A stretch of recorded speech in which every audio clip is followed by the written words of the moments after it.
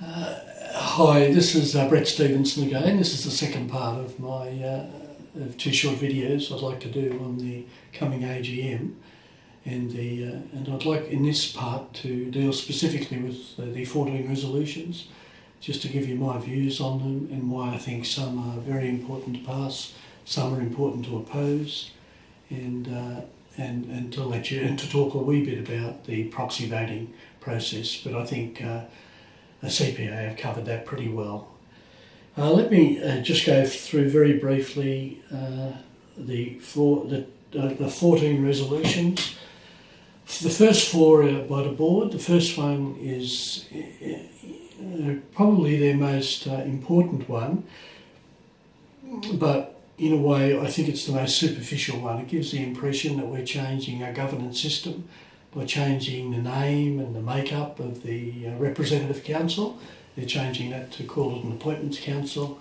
They're increasing the voice of non-members. They're increasing the voice of the divisions on it. But in a way, we've seen that model. All it means really is we've still got this group in between the members and the appointment of directors who make the decision on who the directors are. And that is the major weakness, and I think that's the major failing of the independent review panel. Well, apart from the fact that they didn't hold anyone accountable, but that's the major failure in terms of the governance, that in effect they're just dressing up an already bad model. And so resolution 1, I think it's a no vote in my opinion. That's just dressing up an already failed model. All their words don't convince me on that. I think it's just a poor resolution. The second resolution on the President's Council, it's a good resolution, so I support that. It's a great idea. Anything that would improve feedback to the board on strategy is important, and for the divisional presidents to do that well and good. The third resolution I partially support, which is the reduction of the board from 12 to 10 or 9. I mean, that makes a lot of sense. But the second part I oppose strongly, which is to increase the possible tenure for the president from 2 years to 3 years. We've already seen that abused badly, where we've had 3 of our past presidents, Alex Malley, Graham Wade and John Carl. They served for 2 years and they were disasters. And really we need to ensure that chairman, they've got 1 year to do their goodness. Well, let them do their goodness in that year. We get an exceptional one as the opportunity for 2 years, but to make it 3 years would be a really foolish thing. So I oppose the third one. And the fourth one, resolution 4, which is in relation to directors' fees. I think they're still too high. They're a reduction, but I think for the president to get $220,000, because they express it in terms of a $900,000 block amount.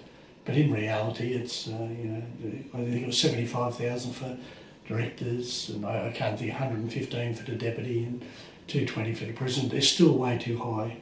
I mean, we're not to be milked anymore as we have been in the past. I suggest resolution 10 is a better resolution, which sets the directors' fees at $55,000, the deputy president at $80,000, and the president at $130,000. And increased by the CPI. Benchmarks and bulk amounts can be gamed. Let's not have that again. We've already been gamed on directors' remuneration. If we just set a flat figure, increase it by CPI, that's a good way to go. And they're pretty fair levels. Let's not suggest they're low. CPA is a reasonably risk-free organisation. All the directors need to do is manage it properly. The fifth resolution by David Darm is really, I'm sort of ambivalent on that. I don't see the point of it, to be honest. I think it's calling for more communication on emails. There are differences of opinion on that in relation to discussing these. They have a point, but quite frankly, we've had enough time to discuss all these issues. We've had enough time to develop resolutions. Let's get on and change things. I'm just sick and tired of the way this has gone on for so long. So I oppose that, but not strongly. I just don't see the point of it. This could go on for years if we don't do something now. Resolution 6 is a great resolution. I spoke of that before. We need to ensure that major issues can be communicated by email cost effectively with the membership. So I'm all in favour of that one by Ben Cohen. Resolution 7, which is by Glenn, it's almost a repeat of, it's a, Resolution 7 is pretty much a copy of Ben's resolution. So I'm not so sure it's needed. I would think, again, I'm not strongly opposed to it, but I don't see the point having two resolutions saying exactly the same thing. So I would oppose that, but again, ambivalence on that one is more my attitude. Resolution 8 is the one by Glenn in relation to electing directors by members directly. There are two resolutions. If you're of the opinion that members should elect the directors directly, the members should be the ones who appoint the directors. There are two resolutions on that. There's Resolution 8 by Glenn and Resolution 9 by me. Now, we probably have disagreements in terms of the process for that, but my opposition or my rejection of the Resolution 8 is because it's saying that 100 members need to nominate a person to be able to nominate as a director. Now that is a dangerous resolution because it would lead to heavy politicking, and only people who can get the support in a group will be able to nominate as a director. Now that's not helpful for a professional organisation.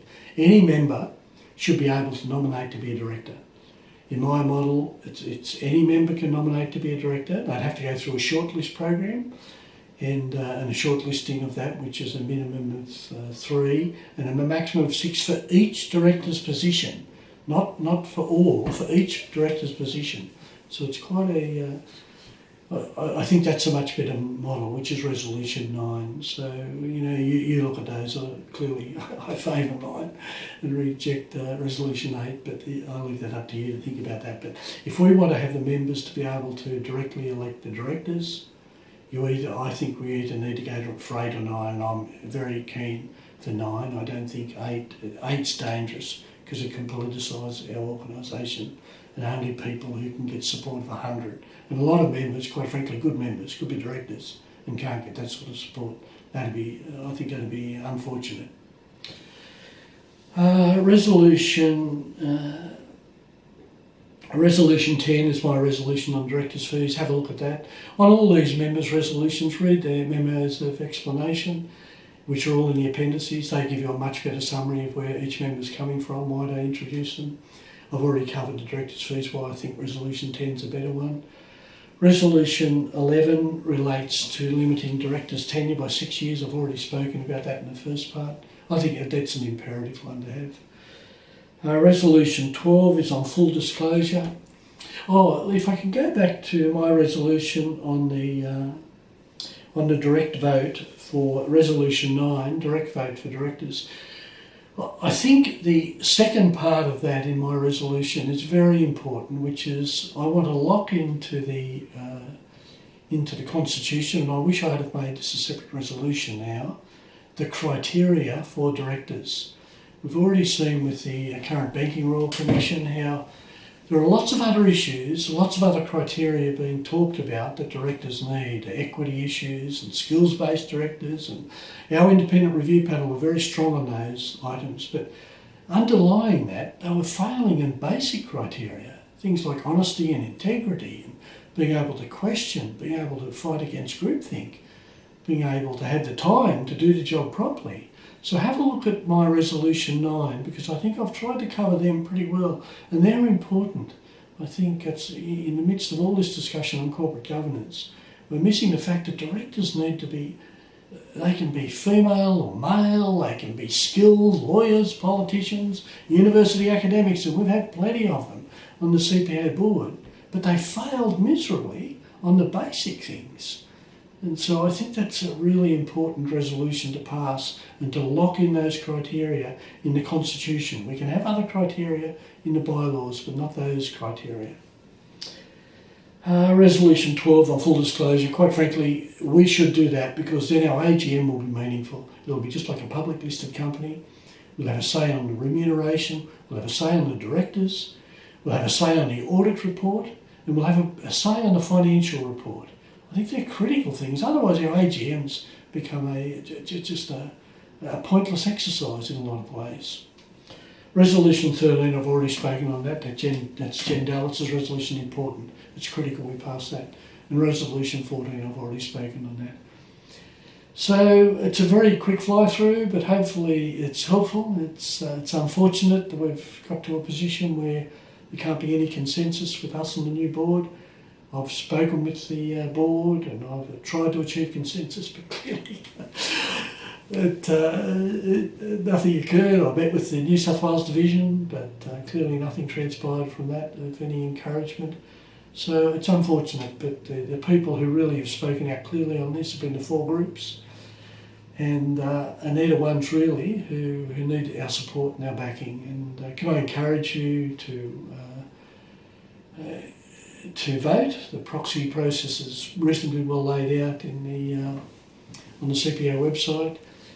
You can appoint anyone to be a proxy. They don't need to be members. I would discourage you from appointing the chairman or the board to be proxies, because they've said up front that they will only vote for the first 4 resolutions and reject the other AR10 resolutions. I would oppose that completely. So I suggest you appoint someone else. Irrespective of who you appoint as a proxy, if you mark your proxy sheet how you're going to vote on the whole 14, they have to be honoured. They're legally bound. The proxy has to honour them. So it doesn't matter who you appoint as your proxy if you say who you want to vote on each resolution. So really, I'd just like to finish by thanking all the members who've been supportive and active and engaged on this whole issue. It'll be good to get some finality to it. The big risk is that there'll be a status quo at the AGM, and in my cynical moments, I feel the board possibly would be happier with that than to have any of the other resolutions passed, and I find that a tragedy really for our organisation and what we've gone through. To have a stalemate, that we don't get 75% on these resolutions, would be just terrible. And I think, as I said, in my cynical moments, I feel the board, by opposing the 10 resolutions of the members, I think they've more or less relegated their view to the fact that, well, they're prepared to live with the status quo. So hopefully that helps. Okay, thank you. Bye.